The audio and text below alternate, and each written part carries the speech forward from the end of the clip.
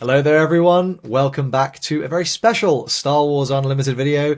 I have got Conway here, who is, has done something quite special. He's taken my favourite character in all of Star Wars, and he's actually done something, done well with him, which is fantastic. Conway, why don't you tell us about yourself? I've been playing card games for I don't even know how long now. Over a decade. Obviously Star Wars not that long because it didn't come out that long ago. But yeah, I've done alright in Star Wars so far. A few top 8s, PQ wins, whatever. One win. Not bad. not bad. And just narrowly missed out on the second one. Yeah. So it's been good tonight. Yeah. Yeah, which is so. I was chatting to some of your friends who I met at the Barry St Edmunds PQ, who was telling me that you have a reputation for playing slightly less meta decks and kind of doing some really fun and interesting things with them. And I think that's what we're going to sort of see today. So obviously you'll know, as I've clickbaited the hell out of it in the thumbnail. Conway has made finals of one of the biggest PQs of Set 5 with Obi-3 ECL. So we'll begin by, I think, just quickly having a little look at what Obi-Wan does. So I'm 100% sure most people don't remember. So on his leader side, you tap him and you heal a damage from a unit. Now that's any unit. I assume healing your opponent's units didn't usually come up? You'd be surprised. It came as my top format, was probably the most notable one. The dual one is super relevant, which I didn't realise. I actually hadn't played any games with this leader in person. I didn't even know if I owned the card until Saturday when I was sleeving the deck up. And I went into the bulk box. So, the deal one came up a lot more than I thought it would. Oh, very cool. Well, yeah. So, and then obviously he flips as a 4/7 on 6. So not as early as we'd like, but has Sentinel. No, but has he's one of the only ones that has Sentinel. Which I think is probably the main reason I wanted to play it. It has an immediate impact on the board. Yeah. And absolutely coming out, early. We'll get to it, but I mean, I imagine this is by far your most pivotal turn of the deck because you Anakin and you Obi-Wan, and that's a pretty good combo. Absolutely, yeah. And especially when you're ECLing the Anakin, that's, you are God's strongest 3-for-1 has a friend. So let's have a little look at the deck list. I'm only going to flash this up briefly. I'm only going to flash this up briefly because we're going to go through the whole thing. You viewers will immediately notice there is a whole load of stuff in there that we're going to be dying to talk about. But we'll just go through the only thing I do want to say though, and I want to ask you how this felt, is I notice if we count Owen Lars as a turn 1 play, you're only on 9 turn 1 plays. How did that feel? Did it feel all right, or did it feel like too few? It was on the slimmer side. It wasn't a massive issue because of how powerful the Anakin is on 6 mana. It doesn't really matter, to be honest. There's some decks it does matter, there's some decks it don't, but if you're playing against something that matters, you just hard mulligan for it. And the Gungans were there for me all day. So yeah. And for what it's worth, you are playing basically 2 of the best 2-drops in the game. So yeah, it's better. It's better than in this deck than in others. Although maybe we'll gaslight you into playing some Secretive Sages or something like that. All right. So we'll start off with Owen Lars. I think pretty obvious synergy here, such as the entire deck. But anything particularly noteworthy about this card? Yeah. So it's cheap. Lots of people are playing Power of the Dark Side to enable their own Anakin. Plus, obviously, just other things. The restore is really relevant and it's really good against Boba. Because you don't mind putting the damage onto it and then just restoring.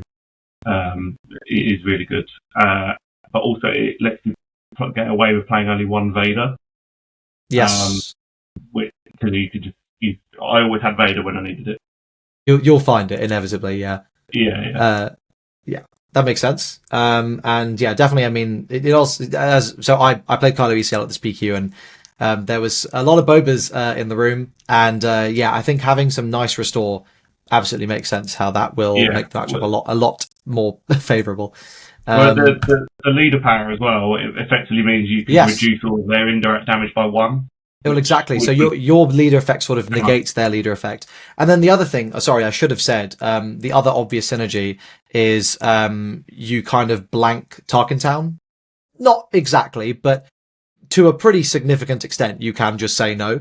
It does mean you never have initiative, which, whatever. But I will take not having initiative to losing my unit. So against the two relevant Tarkin Town decks anyway. So yeah, exactly. I remember more valuable. Yeah. This was actually something I was playing a bunch back in set 3 in the Django meta, or set 4, start of set 4 of the Django meta. I was coping. I was really coping, trying to make it work. It didn't, but anyway. All right. So Owen Lars. Next we got Gungi, 2/5, the goat. Yeah, very, very good. Just 2-cost 4 unit. That's it. Yep. Yep, fair. He's good. And then, of course, Yaddle, another fantastic unit. Pretty much the same. The restore is more relevant in certain matches than the 5 HP. It's just 2-cost 4 unit. Yeah. Basically. And are you generally just mulliganing for a turn 1 play? Is that basically the main thing you're looking for? It depends on the match. Like, against the last round of Swiss, I played against Vader Space Pilot. Mm-hmm. That one, the yellow one. Green, yellow. I can't remember what it's called. Yeah, Vader 4 yellow. One. Yeah. I didn't have the 2-cost, but I had the Sprite, so I just kept it. So it just didn't matter. I definitely want to hear a lot more about how that goes, because we will notice a few things about the way your deck's composed that would make you someone I feel like reasonably assume, oh, surely that's a terrible matchup. Not so, but anyway. All right, Yoda, restore 2. Drawing. Restore 2 replaces itself. It's 4th. Yep. Yeah, just really letting you win against those aggro decks. Yeah, unfortunately not. My loss in Swift was to Sabine. It just did Sabine thing, even though I opened the Yaddle into Yoda, and I'm sitting there going, oh, I'm cruising now. Yeah. But if they've got like double Fleet Lieutenant and Rebels, they've got double Fleet Lieutenant and Rebels. So. Yeah. Well, exactly. What can you do, right? Yeah, exactly. Yeah. So, but no, it's solid. It's solid. Yeah, nice. The goat. Yeah, he was actually better than I thought. I cut him to 2 because I was looking at that and I was like, surely not. Would you put him up to 3? Right, actually, to be honest. Okay. If somebody plays 3, I'd do it. He's just good at play. Honestly, depending on how things change in about an hour. Yeah. There's a 3-5 stat line maybe better than the 2-4 on the Yoda, so I could see them being interchangeable. Yeah. Just for context, we're recording this about 50 minutes before the live stream, which has been so oddly timed that everyone's basically 100% sure they're about to ban Force Throw, but hey, we'll see. We'll see. Which will be relevant. All right, Tech. I could have played 3. It's one of my favourite cards. What matchups were you sort of sitting there wishing you just had this? Like, it's not even anything specific. It's just good. I cut it to 2 because I played obviously at 3 in Han since it came out, and I played a lot of Han. And obviously it's great in there, but I don't know why. And obviously you had the DJ thing on just stealing a game, but it's just so good. It basically draws you a card. And a lot of the time, because I'm not playing many 4-drops, you just end up flipping the tech out and just going, well, I've got a 2/5. Because you don't play for the board the first few, we do, but if you miss a drop, you're not going to cry about it because you've got this powerful ECL turn with the Anakin coming. Mm-hmm. That your first few turns, you just sort of play a guy, maybe trade, maybe go face. The Anakin's going to claw back for you, basically. When we get to it, I can't overstate how good that card is. Yeah. You don't have to convince me, sir. Kylo ECL player. If I was going to make one change, it would definitely be putting a 3rd tech in somehow. Yeah. All right. Okay. Well, you could always go to 51. Worse things have happened. The math won't let me. Okay, fine. So, it's Itinerant Warrior. There's 2 of. Just curve? Anything in particularly special? I like the fact that against mainly other 4 space decks, there's a lot of either 4 health stuff or stuff, more importantly, that is like a 2-Thor or 3-4. So you can either timely or ECL out the itinerant warrior and basically do the same as you do with the Dooku in villainy decks, where you can obviously choose the order, so you attack first, then put the shield on, and it because it's got that extra health over the Dooku, it just does. You can only do that with 2 4s. This one you can do it with a lot more, and it came up quite a bit. So it's just fine. Good, well, good card is good. Good card is good. It's a rare instance of a common being good, unlike instead of an uncommon. You have to watch yourself on that one though, because obviously you're not using the Force. The amount of people who would just say, "Oh, you're healing free," and I'm like, "No, I'm not. No. I'm not healing free." I'd love to. So yeah, I would. Yeah. All right, let's talk about the best card in the game. This card's really good. It's basically with ECL. It's basically Rivals Fall with a 5/7 body attached, or 5 whatever body attached. It's really good. There's very little that will damage it back. With it'll probably be a 5/6 or something, or you can spray 2 things. Like, it's just so flexible. Or 3. A lot of people obviously are playing the Power of the Dark Side, as I mentioned earlier, but I hate playing Power of the Dark Side for 5. Yeah, I think it is slow because people have spread the board wider. You're less likely to get a good hit. When you normally play on turn 2, you're guaranteed to hit either their turn 1 if you have initiative, or their turn, they've only got a 50-50 basically. Whereas playing on 5 isn't as strong. And when you're playing that way, the Anakin, you have to play that first, or discard it somehow, to then get the double trigger off the Anakin, whereas later on the Palp's return, you'll see you ECL this out, and then the Palp's return immediately activates it. So, I don't like Power of the Dark Side to activate Anakin in heroism. Yeah, no, and I think that's fair. It is very hard to find those board states where power for 5 feels any good. Yeah, I would play that Power of the Dark Side in Han, because you can ditch out the resources, and then it's 3 costs, so it just sort of lines up better with the C-3PO stuff, but not in something like this. Yeah. And to be fair, that may end up being a Han Blue. I'm very interested in what we can make happen. But anyway, all right, Vader's the one of.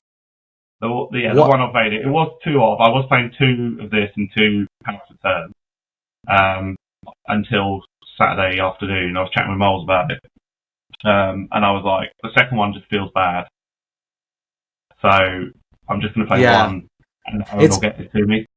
It is hard to, because then you're time-leaning in for 10, and it's like, yeah, exactly. Are we really like ECLing in for 8 feels dodgy enough sometimes, I imagine. But yeah, it came up a lot. It was whenever I did that, it was near enough game winning. The only time it didn't feel good to do was probably in the final, just because I was behind, significantly behind, and it just didn't do enough to bring me back. But it killed a leader, did 5 damage to a Luke, so. There's worse things, but it's good as a one-off. The second one feels bad. That's pretty much it. And obviously searchable, it's searchable, and it's a 4th villainy card to activate the Anakin. You can force throw it to 6. Yeah, you don't mind that. It's fine. It's good. Nice. It's fine. It is good. I wouldn't change it. Basically. I wouldn't play it if Owen wasn't there, though. I mean, you then have to play 2 or 3 copies, and that, I imagine, feels quite tricky. Yeah. Luke. There's Luke. Yeah, it's Luke. The amount of times I'd have an Owen on board, I'd play a second Owen, get a Luke, and it's immediately activated. It counts a lot. Disgusting. And weirdly, I time lead Luke more than anything else. Oh, okay. Interesting. I think, because you just, the heal 3 can be relevant if it's a tight game, and I don't think there's anything else that I have that does that.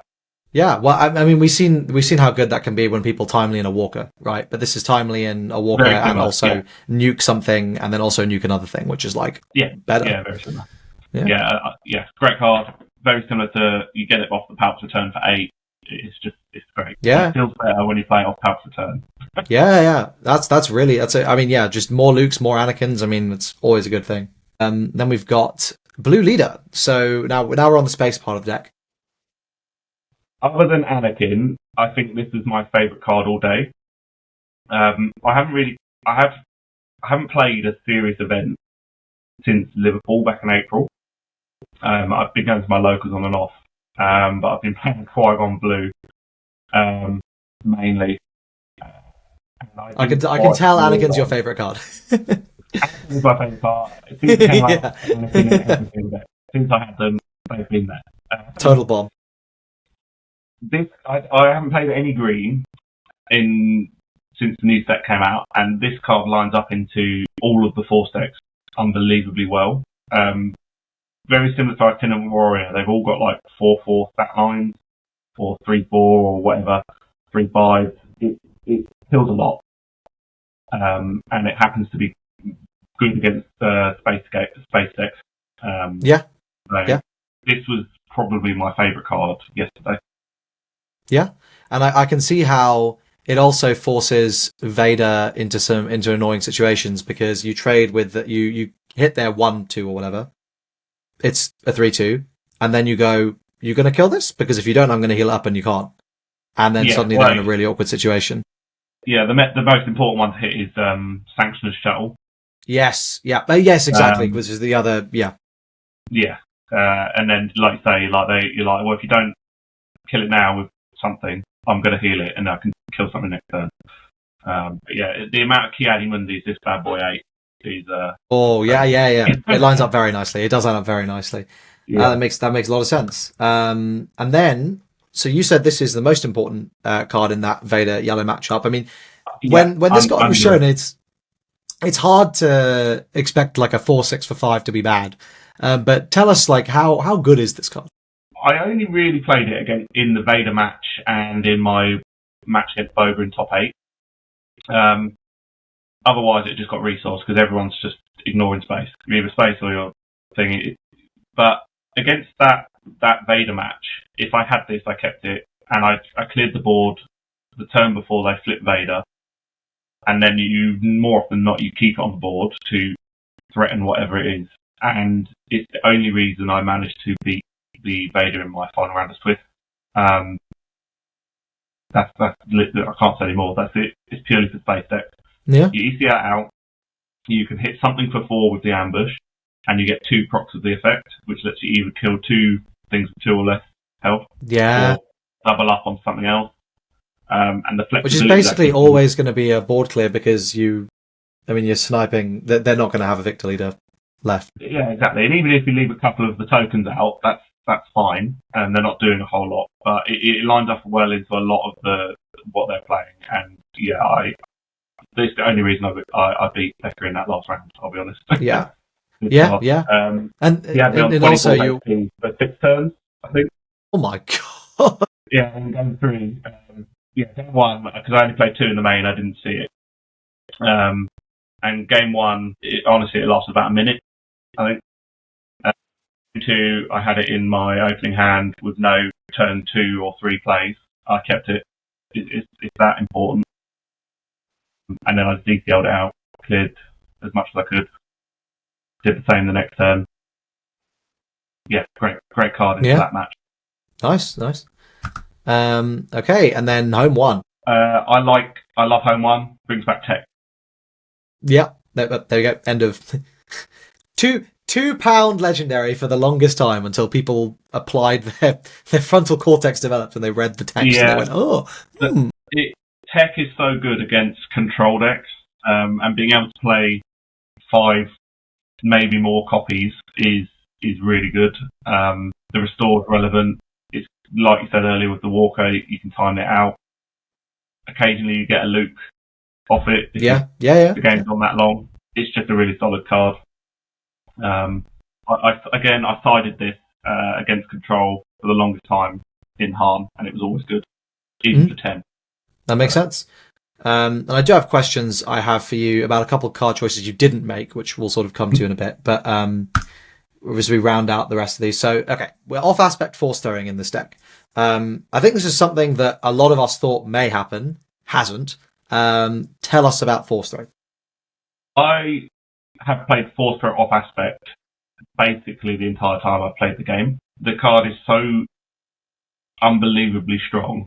Yes. And not only from like an objective point of view, it's a feels bad card, and some people, if you force throw them and they have to discard their best card, you win the game there and then from a mental point of view, which I don't think people think about as much as you would.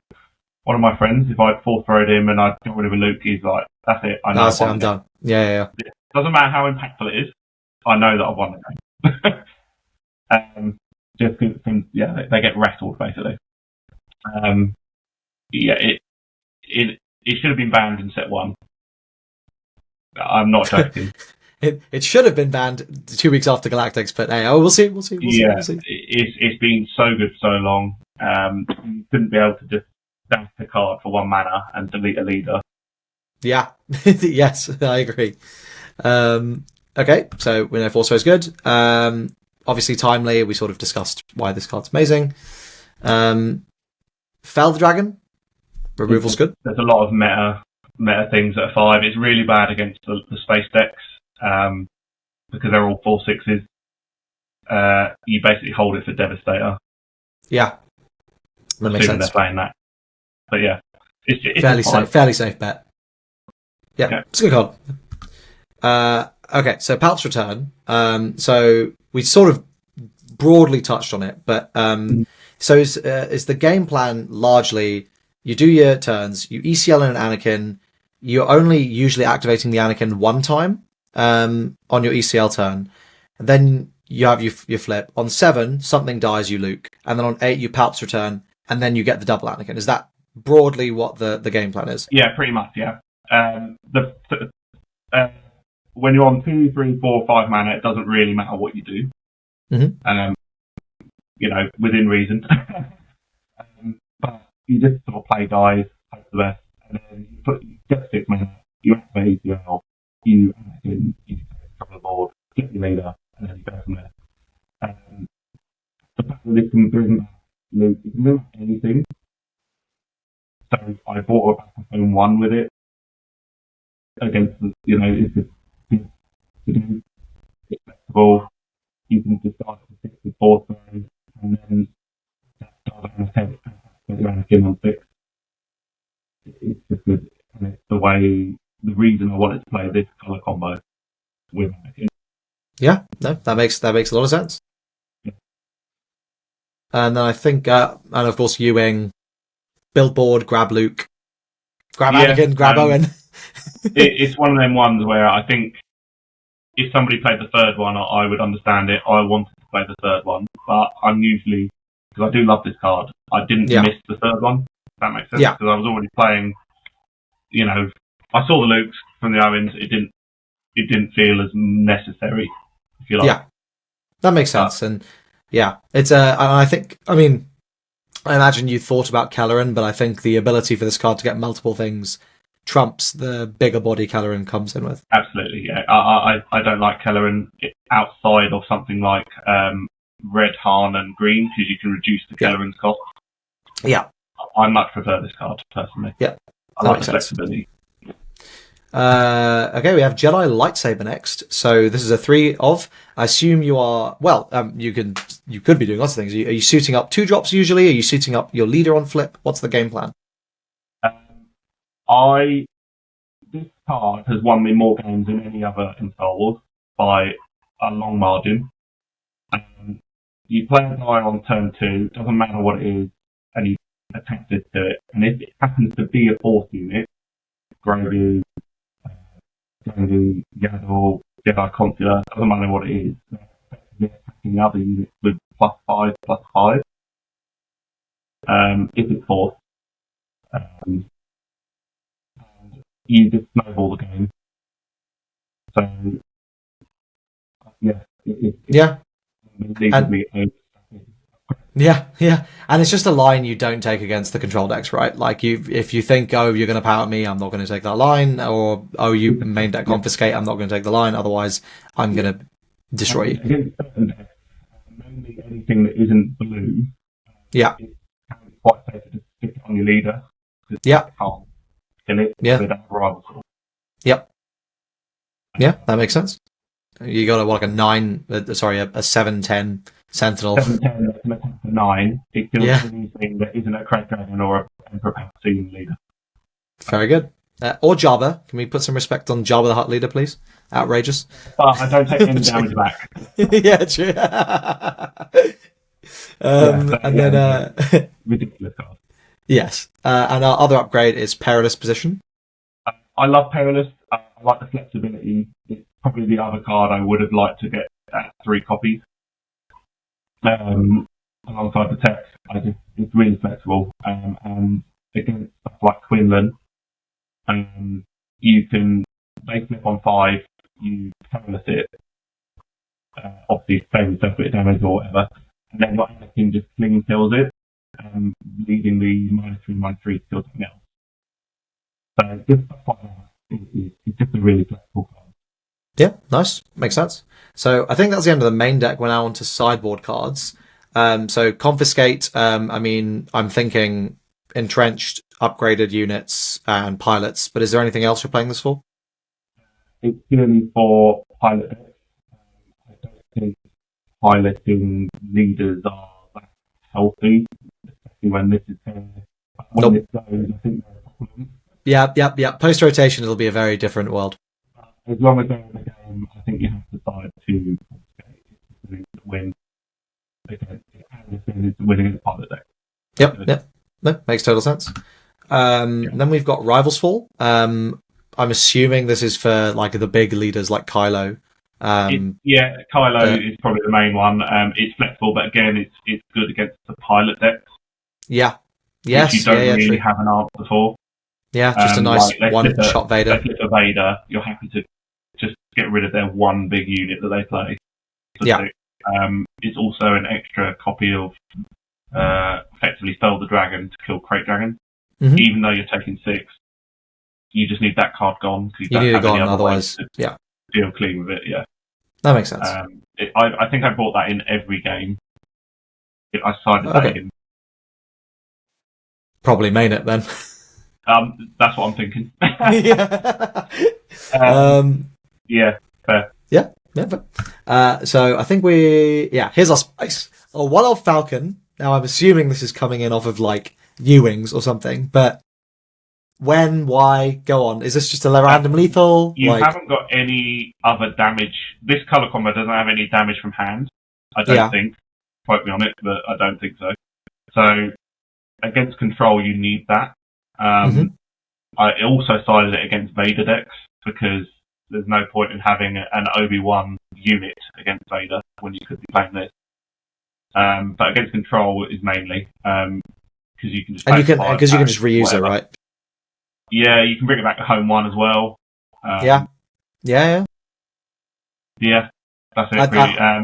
I like it. I think it's a good tech. And it also means I am playing every colour in the game. So. Yeah. Very nice. Yeah. Which also did. I was like, sod it, I'm doing it. It's good banter. But obviously, you've got to pick up the max rarity version of the deck, right? Yeah. Good luck. I think it's great card. It's beautiful. And then we've got Chewbacca. So this is at 2 of. I assume this is also control, just because you're not also playing space units really, right? But you're it's purely control. It's the only card I didn't use all day. Yeah, fair. Do you think that's just because you didn't really run into control, or? Yeah, I think there's quite a lot of discard running around, which I think hurts them. So that's fine by me. Games are quicker the way they should be. Yeah, makes sense.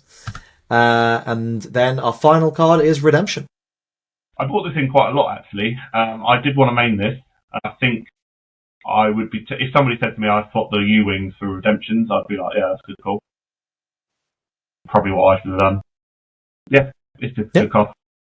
Nice. All right. Well, that is all of the cards. What I'm going to do, I'm going to flash up. I'm going to go back to the deck list screen, and then I've got 2 questions. So when I was looking through the list, there was basically 2 cards. I was like, I wonder why you're not playing these. So the first is resupply, because it sounds like you're not doing. I mean, in some matchups, it just sounds like your early turns aren't the most impactful thing in the world. So why not just jam 3 resupplying?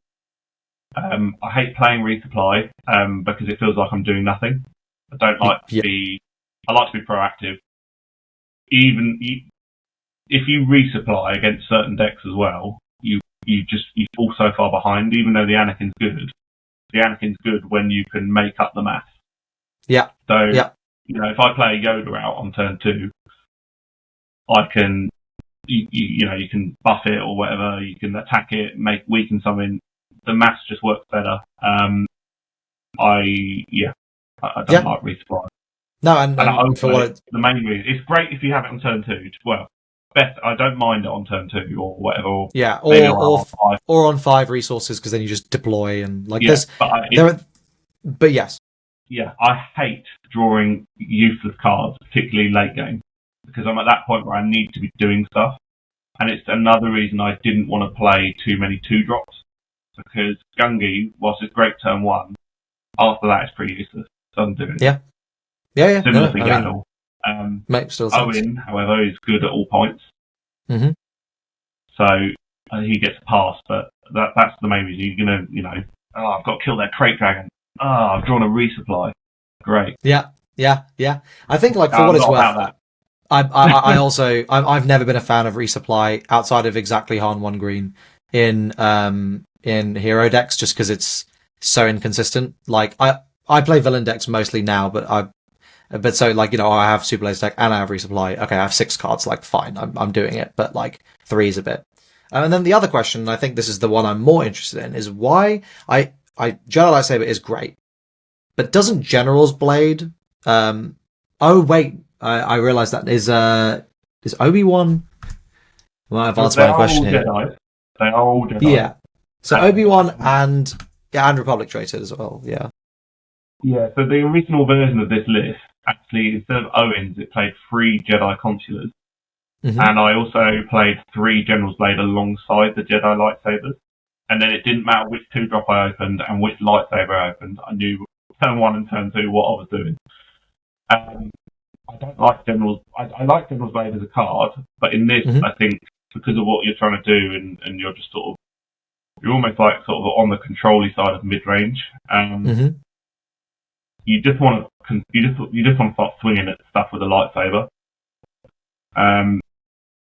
And because I'm not playing as many 2-drops, the General's Blade on turn 2 isn't as strong because you can't attach, swing, and then play another 2-drop.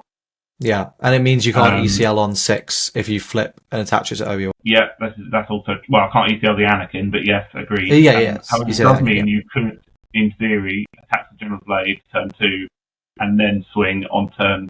when you've got 4 mana, and then immediately play the Anakin then and win the game on the spot. I don't hate General's Blade. I just prefer Jedi Lightsaber. Yeah, no, fair. Definitely. I think those were basically the big 2 questions I had in terms of card choices. But I guess as a final question, we've kind of touched on it. But are you happy with the way the deck ran? Are there any changes you think, like, oh yeah, I'm definitely making these? Do you want to run, assuming Force Throw gets banned as well? Like, do you think this is a deck you now want to run? And assuming Force Throw doesn't get banned, is this the deck you want to run again? I did enjoy it. If Force Throw gets banned, I will look at Han again. Yeah, of course. Still one of the most powerful, generically powerful in the game. Like the heavy discard really hurts it. So Han 1 Blue will definitely be on my radar. I've seen people talking about Raid coming off. I don't see that happening. I see no universe where that happens. No, that card is bad for the future. But if it does, I'll be looking at Qui-Gon Blue, definitely. The only if Force does get banned, I think for my next local section, I'll probably just put a few Rivals Fall in for the main attack, something like that. If I could, like I play it in person. I played a few games of it on Caravan with a couple of friends. It went, and I thought. Yeah, great. All right. Well, then in that case, I guess I can say, whoa, thank you very much for joining us, Conway. We really appreciate all your fantastic insights. And I mean, certainly as an Obi-Wan enthusiast, wait, I don't know if you can see my serialized Obi-Wan is just on the wall there. I'll take the word for it. I'm looking forward to giving this deck a whirl, although I definitely want to try out the General's Blade. That feels just too scummy if you get it off. But yeah, thank you so much. I'm not denying that, absolutely. Yeah. Are there any shout-outs you'd like to give? Any final words?